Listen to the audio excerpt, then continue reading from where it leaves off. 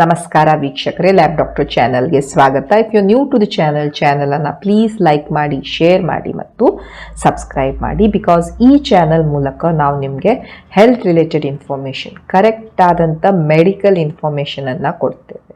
So ನೀವು ಚಾನಲನ್ನು like ಮಾಡಿದರೆ ನಮಗೊಂದು ಮೋಟಿವೇಶನ್ ಇರುತ್ತೆ ನಿಮಗೆ ಒಳ್ಳೆಯ ಕಂಟೆಂಟ್ಸ್ ಇರುವಂಥ ಮೆಡಿಕಲ್ ವಿಡಿಯೋಸನ್ನು ಪ್ರಸ್ತುತಪಡಿಸ್ಲಿಕ್ಕೆ. ಬಹಳಷ್ಟು ಸಲ ಪೇಷಂಟ್ ಕೇಳ್ತಾ ಇರ್ತಾರೆ, ನನಗೆ ಈ ನರಗಳು ತುಂಬ ವೀಕ್ ಆಗಿಬಿಟ್ಟಿದೆ, ಈ ನರ ದೌರ್ಬಲ್ಯ ಆಗಿದೆ, ಏನಾದರೂ ಮೆಡಿಸಿನ್ಸ್ ಕೊಡಿ, ಟ್ಯಾಬ್ಲೆಟ್ಸ್ ಕೊಡಿ ಅಂತ. ಸೊ ಇವತ್ತು ಈ nerve weakness or peripheral neuropathy ಅಥವಾ ಈ ನರ ದೌರ್ಬಲ್ಯ ಇದ್ರ ಬಗ್ಗೆ ಸ್ವಲ್ಪ ಮಾಹಿತಿಯನ್ನು ಪಡೆದುಕೊಳ್ಳೋಣ. ಸೊ ನರಗಳು ಅಂದರೆ ಏನು? ನರಗಳು ಅಂದರೆ ನರ್ವ್ಸ್. ಓಕೆ, ಈ ನರ್ವ್ಸ್ ನಿಮ್ಮ ಸೆನ್ಸೇಷನ್, ನಿಮ್ಮ ಬಾಡಿಯಲ್ಲಿ ಸೆನ್ಸೇಷನ್ ಅಂದರೆ ಟಚ್ ಇರ್ಬೋದು, ಉರಿ ಇರ್ಬೋದು, ನೋವು ಇರ್ಬೋದು, ಇವನ್ನೆಲ್ಲ ನಿಮ್ಮ ಬ್ರೈನಿಗೆ ತಲುಪಿಸುವಂತಹ ಒಂದು ವಯರ್ಗಳು. ಓಕೆ, ಅದನ್ನು ನಾವು ನರ ಅಂತ ಹೇಳ್ತಾ ಇರ್ತೇವೆ, ಇಂಗ್ಲೀಷಲ್ಲಿ ನರ್ವ್ಸ್ ಅಂತ ಹೇಳ್ತಾ ಇರ್ತೇವೆ. ಓಕೆ, ಸೊ ನಿಮ್ಮ ಬ್ರೈನಿಂದ ಸುಮಾರಷ್ಟು ಈ ವಯರ್ಸ್, ನರ್ವ್ಸ್ಗಳು ಬರ್ತಾ ಇರ್ತವೆ ನಿಮ್ಮ ಕೈಗಳಿಗೆ, ನಿಮ್ಮ ಕಾಲಿಗೆ, ನಿಮ್ಮ ಬಾಯಿಗೆ, ನಿಮ್ಮ ಕಣ್ಣಿಗೆ, ನಿಮ್ಮ ಚರ್ಮಕ್ಕೆ, ಎಲ್ಲ ಅಂಗಾಂಗಗಳಿಗೆ ಈ ವಯರ್ಸ್ ಹೋಗ್ತಾ ಇರ್ತವೆ. ಓಕೆ, ಸೊ ಈ ವಯರ್ಸನ್ನು ನಾವು ನರಗಳು ಅಥವಾ ನರ್ವ್ಸ್ ಅಂತ ಹೇಳ್ತಾ ಇರ್ತೇವೆ. ಸೊ ಈ ನರ ದೌರ್ಬಲ್ಯ ಅಥವಾ ಈ ನರರೋಗದಲ್ಲಿ ಏನಾಗತ್ತೆ, ಈ ನರ್ವ್ಸ್ ಏನಿರ್ತವೆ ವೀಕ್ ಆಗ್ತವೆ.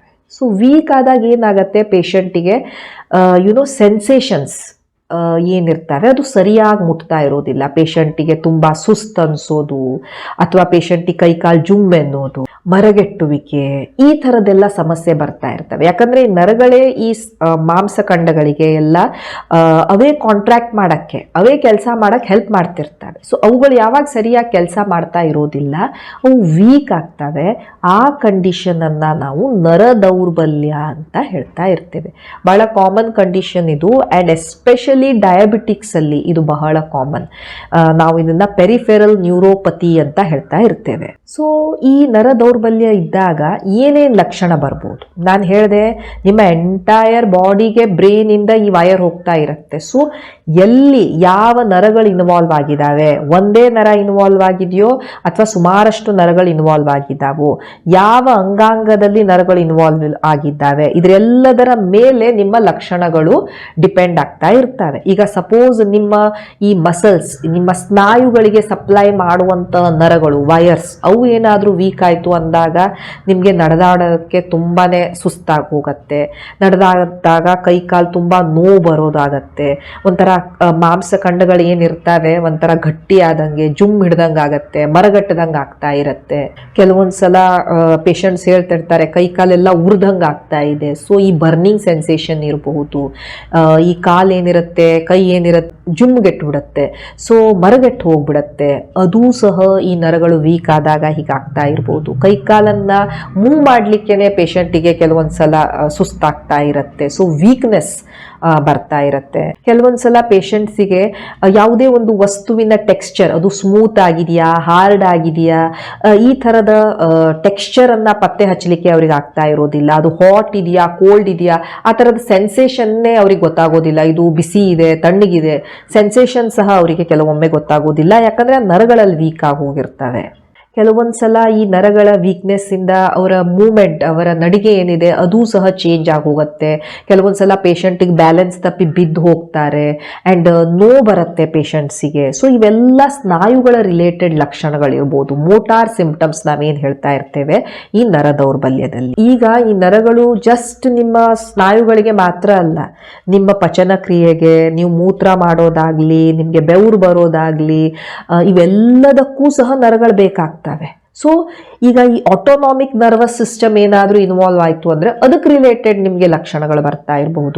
ಬ್ಲಡ್ ಪ್ರೆಷರ್, ನಿಮ್ಮ ಬ್ಲಡ್ ಪ್ರೆಷರನ್ನು ಸಹ ಈ ನರಗಳು ಮೇಂಟೈನ್ ಮಾಡ್ತಾ ಇರ್ತವೆ. ಈ ನರ ದೌರ್ಬಲ್ಯದಲ್ಲಿ ಕೆಲವೊಮ್ಮೆ ಬ್ಲಡ್ ಪ್ರೆಷರಲ್ಲಿ ಚೇಂಜಸ್ ನೋಡ್ತಾ ಇರಬಹುದು. ಕೆಲವೊಮ್ಮೆ ಈ ಸ್ವೆಟ್ಟಿಂಗ್, ಬಹಳ ಅವರಿಗೆ ಬೆವರು ಬರೋಕ್ಕೆ ಶುರು ಆಗುತ್ತೆ, ಅಥವಾ ಸ್ವೆಟ್ಟಿಂಗೇ ಆಗೋದಿಲ್ಲ, ಬಹಳ ಕಡಿಮೆ ಬೆವರು ಬರೋದು, ಈ ರೀತಿ ಸ್ವೆಟ್ಟಿಂಗ್ ಚೇಂಜಸ್ ಆಗಬಹುದು.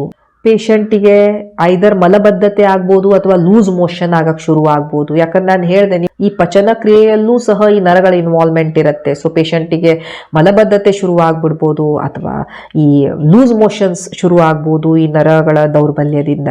ಸೆಕ್ಷುವಲ್ ಡಿಸ್ಫಂಕ್ಷನ್, ಪೇಷಂಟಿಗೆ ಈ ನಿಮಿರು ದೌರ್ಬಲ್ಯ ಬರ್ಬೋದು ಅಥವಾ ಶೀಘ್ರ ಸ್ಖಲನ ಆಗ್ತಾ ಇರ್ಬೋದು. ಬಿಕಾಸ್ ಅಲ್ಲೂ ಸಹ ನರಗಳ ಏನು ಫಂಕ್ಷನ್ ಇರುತ್ತೆ ಅದು ಬಹಳ ಇಂಪಾರ್ಟೆಂಟ್ ಇರುತ್ತೆ. ಸೊ ಪೇಷಂಟಿಗೆ ಬಹಳ ಸಲ ಮೂತ್ರಕ್ಕೆ ಹೋಗೋದಾಗ್ಲಿ, ಹೆಡೇಕ್ ಆಗಲಿ, ಈ ರೀತಿ ಎಲ್ಲ ಸಿಂಪ್ಟಮ್ಸ್ ಪೇಷಂಟಲ್ಲಿ ನಾವು ನೋಡ್ತಾ ಇರ್ಬೋದು ಈ ನರ ದೌರ್ಬಲ್ಯದಲ್ಲಿ ಸಿಂಪ್ಟಮ್ಸ್ ವೇರಿ ಆಗ್ತಾ ಇರ್ಬೋದು. ಯಾವ ಯಾವ ನರಗಳು ಇನ್ವಾಲ್ವ್ ಆಗಿದ್ದಾವೆ ಆ ರೀತಿ ಪೇಷಂಟಿಗೆ ಸಿಂಪ್ಟಮ್ಸ್ ಬರ್ತಾ ಇರ್ಬೋದು. ಸೊ ನಿಮಗೆ ಮಸಲ್ಸ್ ಇನ್ವಾಲ್ವ್ ಆಯಿತು ಅಂದರೆ ಈ ಮೋಟಾರ್ ಸಿಸ್ಟಮಿನ ಸಿಂಪ್ಟಮ್ಸ್ ಬರ್ತಾ ಇರ್ತವೆ.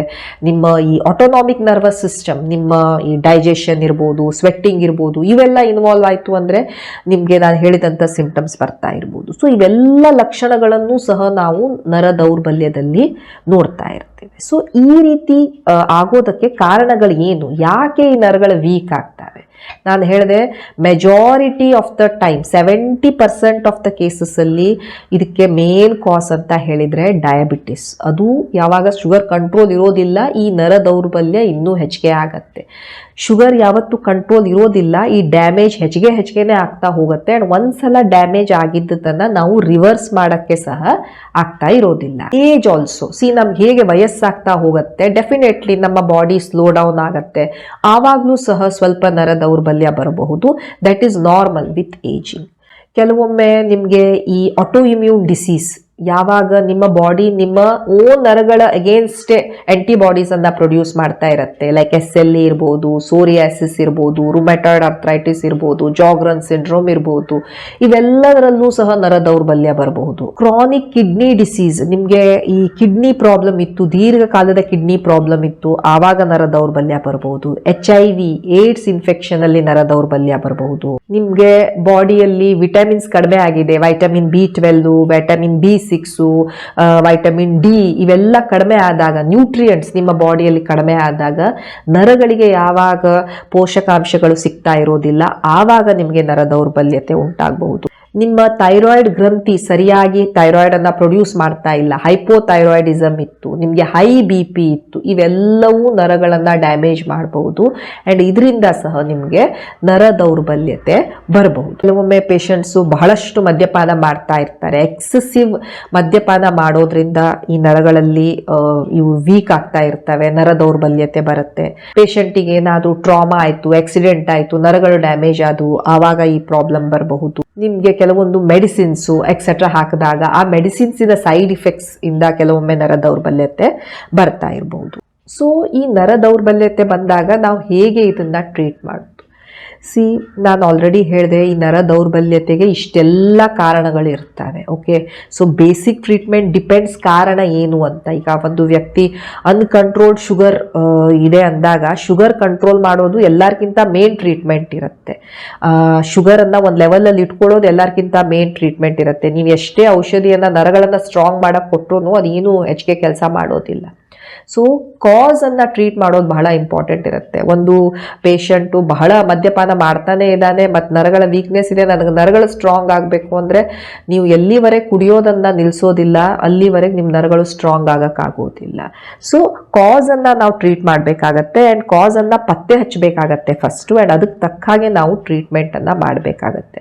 ಬಟ್ ಹೌದು, ನಿಮಗೆ ಈ ನರಗಳ ವೀಕ್ನೆಸ್ ಇದ್ದಾಗ ನಿಮಗೆ ಲಕ್ಷಣಗಳು ಏನು ಬರ್ತವೆ ಅದರ ತಕ್ಕ ಹಾಗೆ ನಿಮಗೆ ಡಾಕ್ಟರ್ ಔಷಧಿಗಳನ್ನು ಹಾಕ್ಬೋದು. ಸಪೋಸ್ ನಿಮಗೆ ಬಹಳ ನೋವಿತ್ತು ಈ ನರ ದೌರ್ಬಲ್ಯತೆಯಿಂದ, ನಿಮಗೆ ನೋವಿನ ಮೆಡಿಸಿನ್ಸ್ ಅನ್ನ ಹಾಕ್ಬೋದು, NSAIDs ಅನ್ನ ಹಾಕ್ಬೋದು, ಪೇನ್ ಕಿಲ್ಲರ್ಸ್ ಅನ್ನ ಹಾಕ್ಬೋದು, ಕೆಲವೊಂದು ಇಂಜೆಕ್ಷನ್ಸ್ ಅನ್ನ ಬರಿಬೋದು, ಅಥವಾ ಈ ಸ್ಲೋ ರಿಲೀಸ್ ಔಷಧಿಗಳೇನಿರ್ತವೆ ಅದನ್ನ ಕೊಡ್ತಾ ಇರ್ಬೋದು. ವೈಟಮಿನ್ಸ್ ಅನ್ನ ಕೊಡ್ಬೋದು, ವೈಟಮಿನ್ B12, ನಿಮಗೆ ವೈಟಮಿನ್ D ಸಪ್ಲಿಮೆಂಟೇಷನ್, ಇವುಗಳನ್ನ ನಾವು ಕೊಡ್ತಾ ಇರ್ಬೋದು. ಕೆಲವೊಂದು ಕಂಡೀಷನ್ಸ್ ಅಲ್ಲಿ ಈ ನರಗಳು ಪ್ರೆಸ್ ಆಗ್ತಾ ಇರ್ಬೋದು, ಅಂತ ಕಂಡೀಷನ್ಸ್ ಅಲ್ಲಿ ನಾವು ಒಂದು ಶಸ್ತ್ರಚಿಕಿತ್ಸೆಯನ್ನ ಸಹ ಮಾಡಬೇಕಾಗಿ ಬರ್ಬೋದು. ಸಪೋಸ್ ಈ ನರಗಳ ಮೇಲೆ ಪ್ರೆಷರ್ ಬಿದ್ದು ಏನು ಈ ರೀತಿ ನರ ದೌರ್ಬಲ್ಯ ಆಗ್ತಾ ಇತ್ತು ಅಂತ ಕಂಡೀಷನ್ಸ್ ಅಲ್ಲೆಲ್ಲ ಶಸ್ತ್ರಚಿಕಿತ್ಸೆಯನ್ನ ಸಹ ಮಾಡಬೇಕಾಗಿ ಬರಬಹುದು. ನಿಮಗೆ ನಿಮ್ಮ ಡಾಕ್ಟರ್ ಫಿಸಿಯೋಥೆರಪಿ ತೊಗೊಳಕ್ಕೆ ಹೇಳ್ಬೋದು, ಸ್ವಲ್ಪ ಎಕ್ಸಸೈಸ್ ಮಾಡಿ, ವೇಟ್ ಲಾಸ್ ಮಾಡ್ಕೊಳ್ಳಿ ಅಂತ ಹೇಳ್ಬೋದು.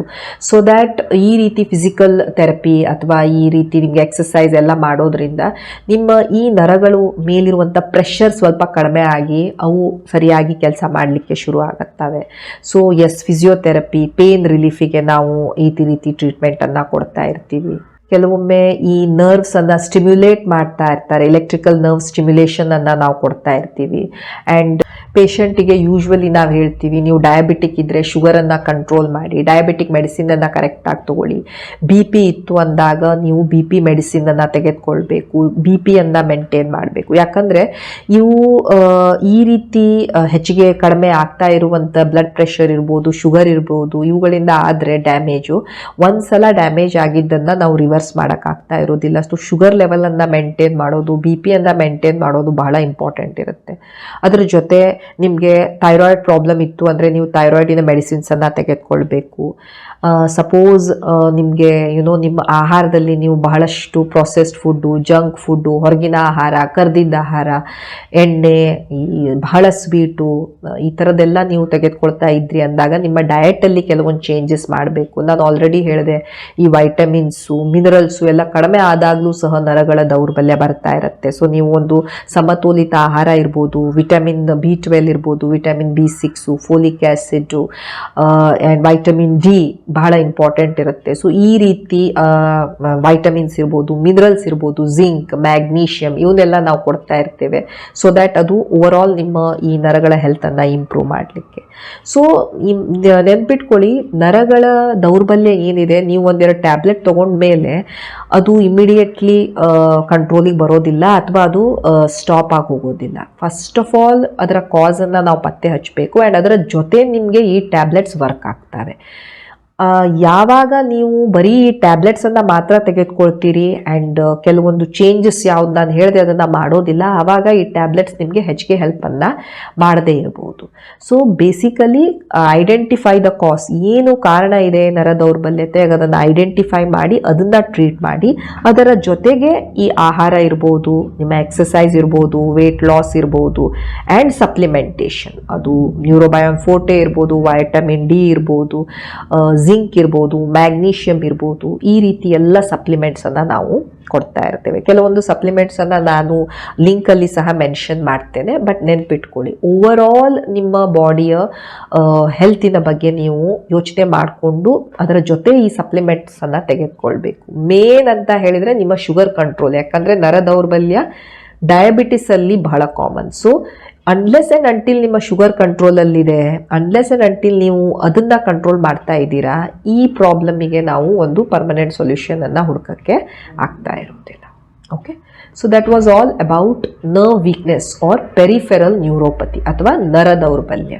Okay, thank you so much for watching the video. Please like, share and subscribe the channel. Thank you.